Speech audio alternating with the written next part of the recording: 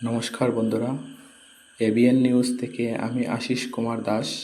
এখানে বিশেষ খবর হচ্ছে কাচারের শান্তিতে ঈদ উদযাপনের জন্য মুসলিম নেতৃস্থানীয়দের সঙ্গে বৈঠক প্রশাসনের। বিস্তারিত। ইসলাম ধর্মাবলম্বীদের প্রধান উৎসব ঈদ উল ফিতর শিলচর তথা কাছাড় জেলার শান্তিপূর্ণভাবে উদযাপনের জন্য মুসলিম সমাজ নেতৃস্থানীয়দের ব্যক্তিদের সহযোগিতা চাইলেন কাছাড় পুলিশ প্রশাসন।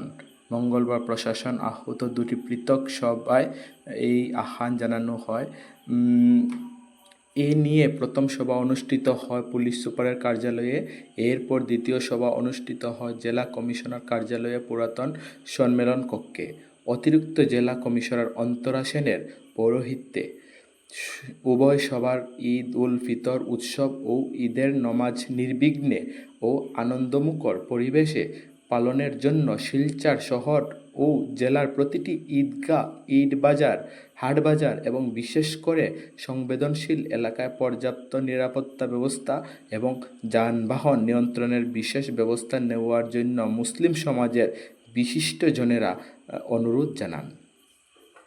পুলিশ সুপারের কার্যালয়ে অনুষ্ঠিত সভায় জেলা প্রশাসনের নোমাল মেহতা জানান, ঈদের দিন শিলচর ইটকলার প্রধান ঈদগাহ সহ অন্যান্য ঈদগাহ নিরাপত্তা বাহিনীর মোতায়েন করা হবে। ঈদ